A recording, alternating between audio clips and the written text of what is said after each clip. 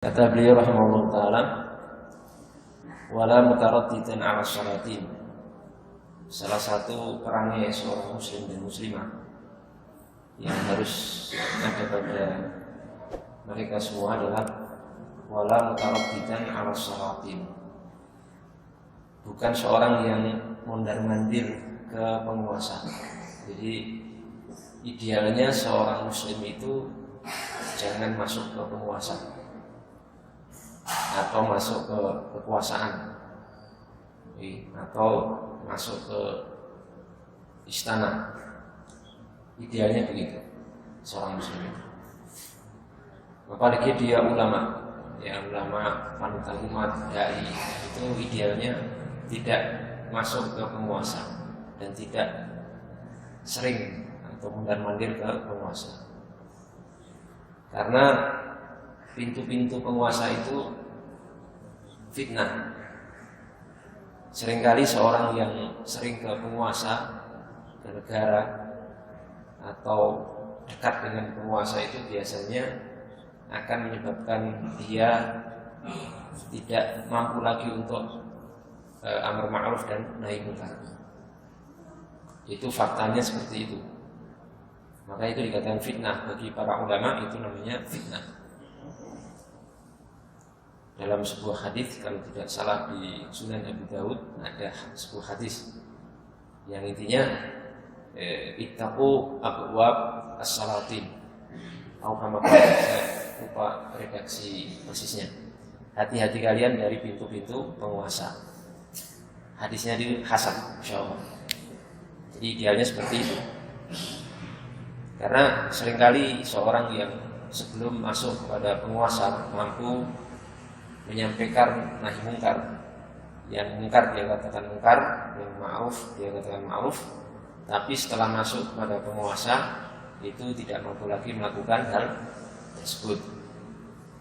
Bahkan kadang yang mungkar jadi katakan ma'ruf, dan yang ma'ruf jadi dikatakan mungkar dengan sebab fitnah kekuasaan atau masuk pada penguasa atau pada negara.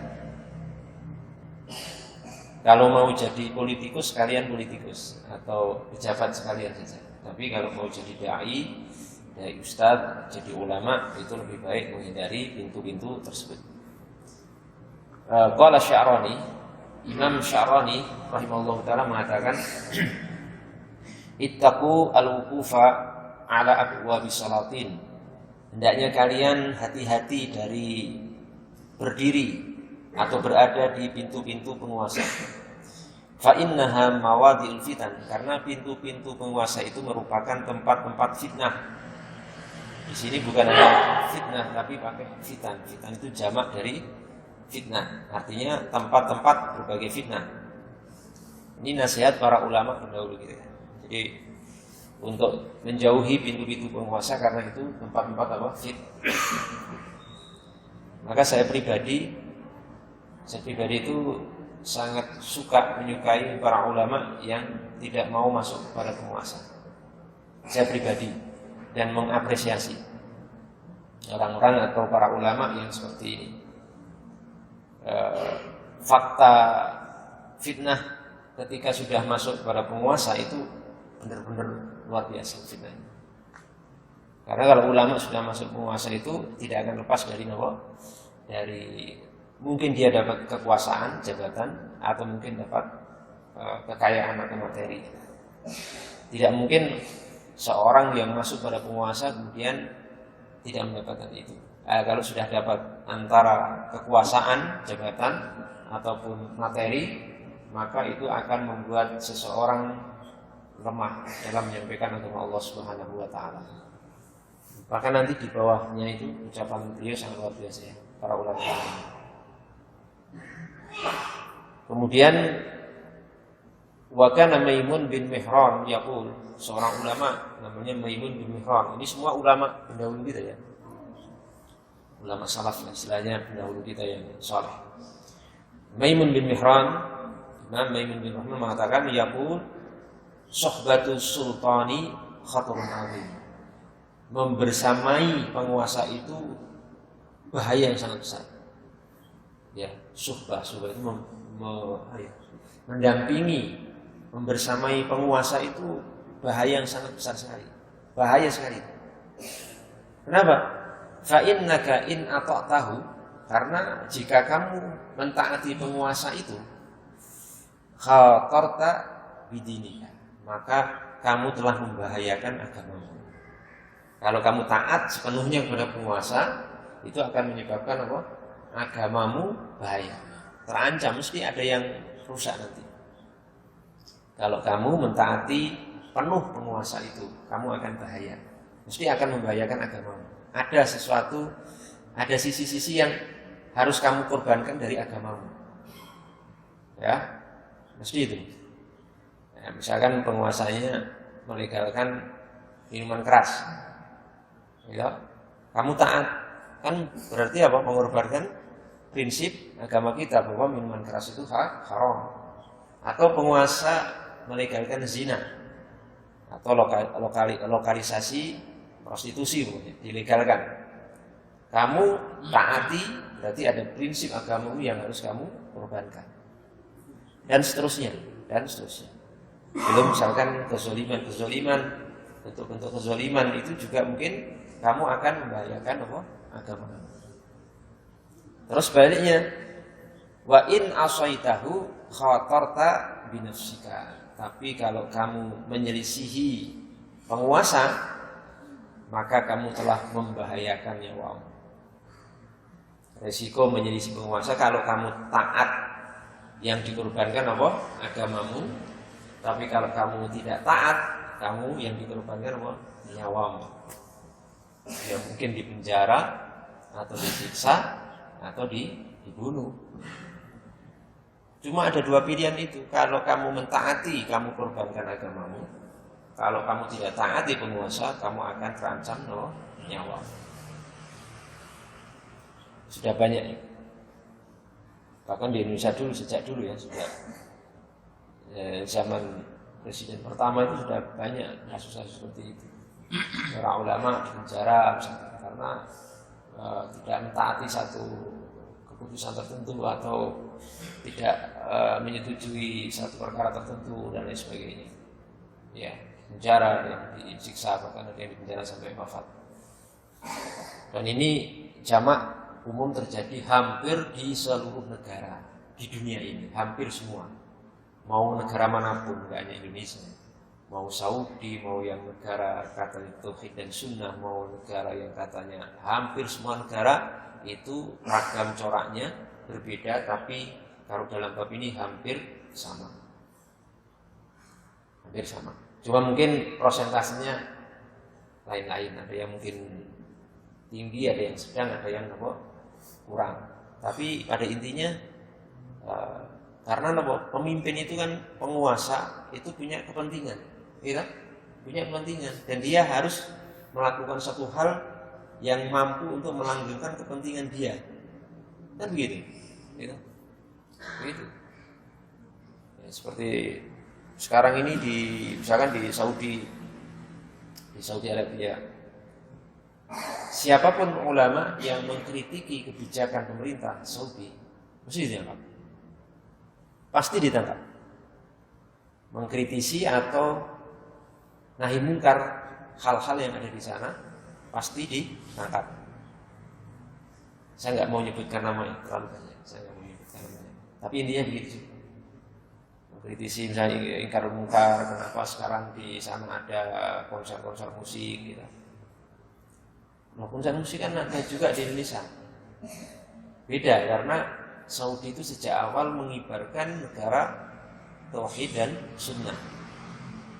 Negara yang menjadi cerminan umat Islam sedunia. Kalau tiba-tiba dulu tidak ada pernah konser musik perempuan campur baur, tabarruj, kemudian ikhtilaf seperti itu kalau di Indonesia biasa konser musik, ya mungkin dipermasalahkan karena sudah biasa Indonesia konser musik. Jangan cuma konser musik ya, yang dangdut, yang campur sari, koplo, yang telanjang pun di Indonesia biasa karena sudah memang dari sononya sudah seperti itu. Tapi di Saudi itu aib besar, aib aneh gitu. Makanya ketika dikritisi ditangkap para ulama. Kenapa? Karena itu sudah menjadi misi penguasa saat ini. Ketika kepentingannya diganggu, siapapun akan ditangkap. Bahkan ketika saya umroh waktu itu tahun 2019 kemarin ini, saya dapat info dari beberapa teman, tapi tidak perlu saya sebutkan namanya. Ada beberapa ulama yang saat saya masih di sana itu nanti kan saya Ramadan waktu itu, nanti Syawal itu akan ada eksekusi mati, bom pancung dipenggal kepalanya beberapa ulama, kalau enggak 2-3 itu. Ya, padahal mereka sebenarnya menasihati, mengarahkan penguasa kepada hal yang lebih baik. Tapi itu melanggar kepentingan penguasa. Dimanapun, tidak hanya Saudi, termasuk mungkin di Indonesia juga, mungkin di Malaysia, di Brunei, di negara-negara lain, walaupun itu negara Islam. Makanya cuma ada 2 pilihan dan kemungkinan. Kamu masuk ke penguasa, resikonya harus mentaati semua kepentingan penguasa, keputusan penguasa. Kalau tidak, maka kamu akan harus siap resiko, yaitu apa? Paling maksimalnya nyawa, minimalnya di penjara. Itu harus siap seperti itu. Maka di akhir ucapannya di sini, Imam Maimun bin Mihran mengatakan, "Fassalamatu alla ta'rifahu wa la ya'rifaka." Yang paling selamat itu apa? Kamu tidak kenal penguasa dan penguasa tidak kenal kamu. Itu udah aman. Bebas gitu, independen. Kita selaku dai, selaku ulama enggak kenal penguasa, bukan enggak kenal berarti enggak tahu presidennya misalnya, enggak tahu, bukan begitu maksudnya. Tapi maksudnya kita tidak mengenal dekat dia. Kita tidak suhbah, tidak berteman dekat dengan dia, dan dia juga tidak kenal kita. Kan enak itu, enak.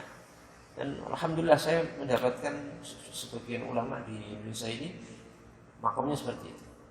Ya sudah nggak pernah masuk kepada penguasa, nggak kenal penguasa, tidak pernah masuk ke istana, mereka nggak kenal dan dia juga nggak kenal. Atau minimal gitu, mereka kenal kita tapi kita jual mahal kepada penguasa. Kalau mereka ke kita ya silahkan, tapi kalau kita ke mereka no. Ya, kalau mereka mau ke kita silahkan. Berarti kan kita lebih mulia. Kita nggak mudah kita tidak mudah dimanfaatkan. Ketika mereka ke kita, oh saya yang kuasa. Kamu kesini mau apa? Mau gini-gini, nggak mau. Selesai. Mereka kan di bawah kita kalau mereka ke kita. Tapi kalau kita ke mereka, jangan nanti kita terbalik, jadi mereka di atas, kita di bawah. Tapi kalau mereka berkunjung ke kita, datang ke kita, tidak masalah. Izzah, karena kita punya kemuliaan. Seperti Imam Malik di zaman dulu, Imam Malik bin Anas, ketika diminta raja waktu itu, ya Imam, kamu datang ke istana, ajari aku dan keluargaku tentang urusan agama. Apa jawaban Imam Malik bin Anas? Oh, tidak bisa. Kalau kamu mau belajar agama, kesini. Kalau nggak mau, nggak masalah. Tidak mau, tidak masalah. Al-ilmu yu'ta alaihi wa la ya'ti, kata Imam Malik. Ilmu itu didatangi, bukan datang kepada kamu. Karena Imam Malik cerdas. Kalau beliau sudah masuk pada penguasa, nanti mengajar, apalagi mengajar penguasa dan keluarganya kan luar biasa. Mungkin juga sangunya, amplopnya jumlahnya sangat fantastis. Nanti ketika menyampaikan ilmu ada hal-hal yang harus ditutupi karena nggak berani menyampaikan. Karena ini kalau saya sampaikan nanti apa? Begini resikonya, akhirnya akan menjerat ulama itu sendiri dan dai itu sendiri hal-hal yang seperti ini. Maka ini ucapan terakhir, fassalamatu alla ta'rifahu wa la ya'rifaka. Pokoknya keselamatan itu kamu tidak kenal penguasa dan penguasa tidak kenal kamu.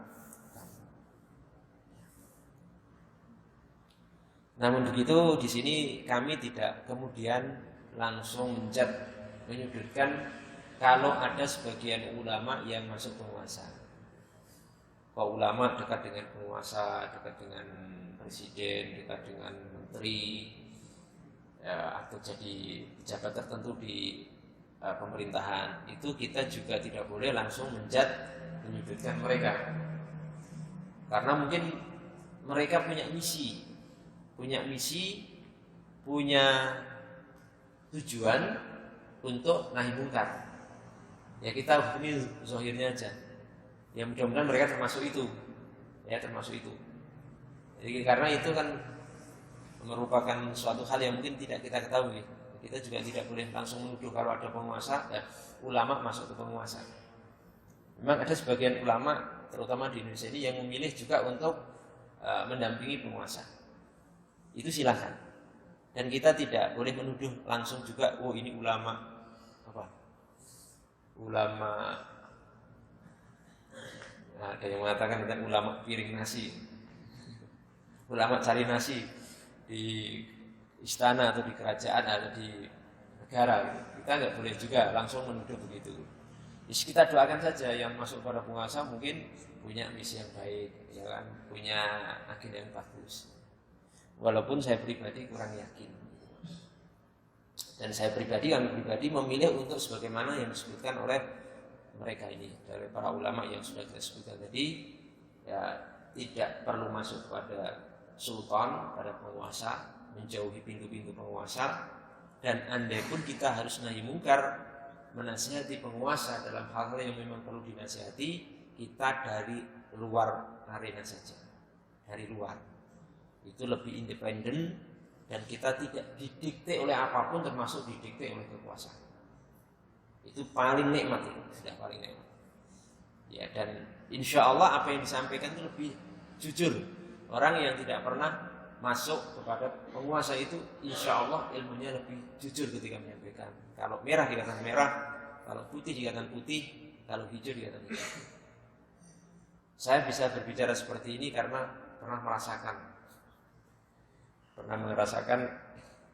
ketika masuk kepada penguasa, walaupun bukan tingkat negara ya, tingkat rank 1, tapi saya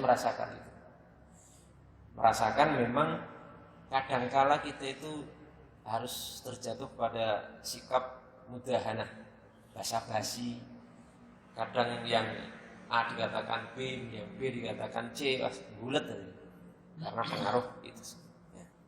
Jadi hendaknya kita berusaha untuk seperti itu.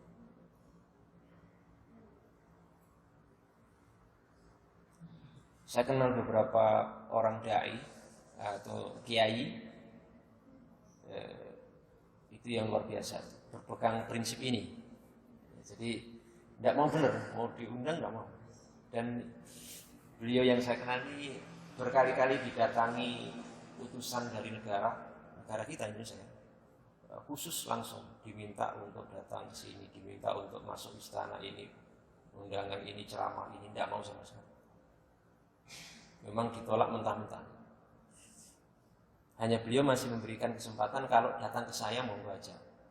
Berapa kali menteri datang, ada Kapolri datang, ada ini datang, silahkan kalau datang ke saya. Tapi kalau mau, walaupun kemasan undangan masuk negara itu ceramah, tidak mau juga.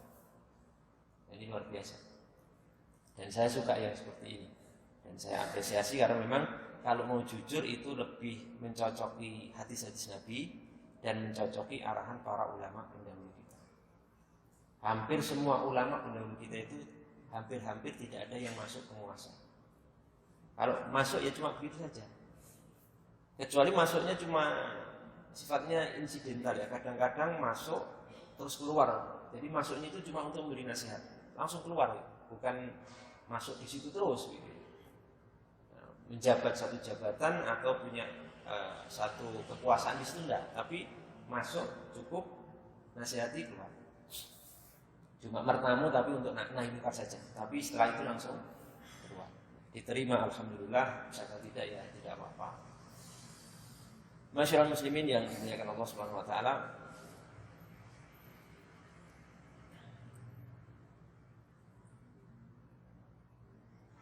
Yang contoh tadi ya, yang ada memang yang masuk pada penguasa itu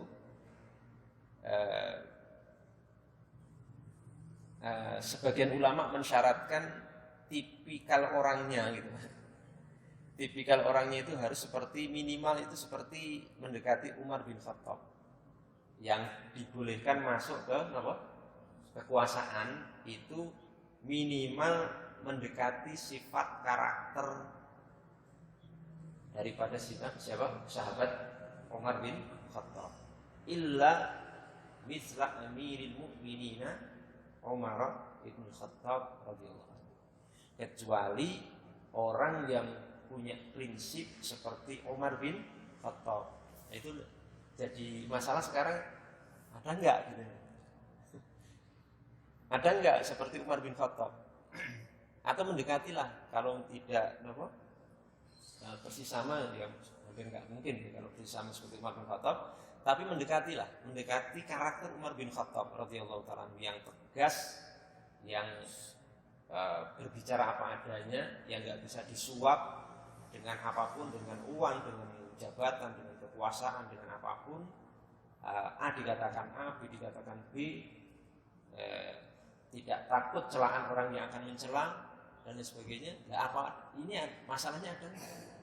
Dan dia seorang yang faqih, berilmu. Ya kalau nggak bisa seperti Umar, sudah mundur saja.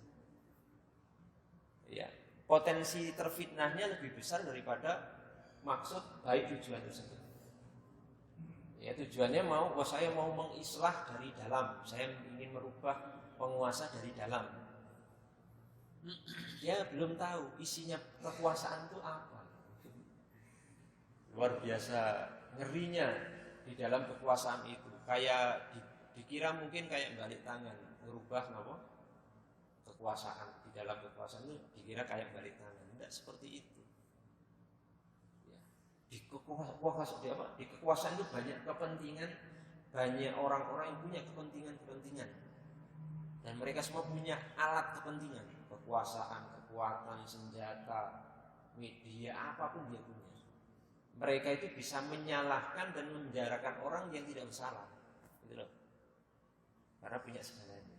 Kalau kita mau masuk pada penguasa dengan niatan mau Islam, kecuali Anda seperti siapa? Sahabat Umar bin Khattab, monggo. Sampai di akhir di sini ya, Syekh Nawawi mengatakan wa amma amsaluna fala yasihu lahu ad-dukhulu alaihim li'ajazihi an muwajatihim binushi wal inkari alaihim fima yarahu minhum minal zulmi wal juri wa nahwi. Perhatikan ya, nasihatnya Syekh Nawawi Al-Bantani. Maka orang-orang seperti kami, seperti kita, berarti Syekh Nawawi itu ulama besar ya, ulama yang luar biasa keilmuannya, diakui dunia internasional. Bahkan ada sebagian orang yang menyatakan bahwa keilmuan Syekh Nawawi Banten itu setingkat atau hampir selevel dengan Imam Ibnu Hajar Al-Haythami. Ratusan buku beliau karang. Saya ingat 114 per 115 lebih lah. 100 sekian belas kitab. Jadi ulama besar di Masjidil Haram, ya, yang menguasai pelajaran di Masjidil Haram kala itu Syekh Nawawi Banten dari Indonesia. Beliau mengatakan seperti ini. Adapun orang-orang seperti kami, seperti kita, berarti termasuk beliau sendiri, itu apa? Tidak sah, tidak layak untuk masuk kepada penguasa. Sebab apa? Karena kelemahan kita an muwajatihi, untuk muwajahah, berhadapan dengan nasihat dan pengingkaran kepada penguasa apa-apa yang mereka lihat atau pendapat-pendapat mereka yang ternyata pendapat itu termasuk bentuk kezaliman dan keburukan. Mampu nggak kita menghadapi keputusan penguasa begini begitu, yang keputusan itu sebenarnya kalau dilihat dari kacamata syariat itu kezaliman, bentuk jur, keburukan, kemaksiatan. Ya, mampu nggak kita muwajah menghadapi itu? Menurut Syekh Nawawi tidak mampu, bukan level, jauh sekali. Maka beliau itu benar-benar mengamalkan ilmu itu. Syekh Nawawi Banten itu tidak sedikit pun terpengaruh dan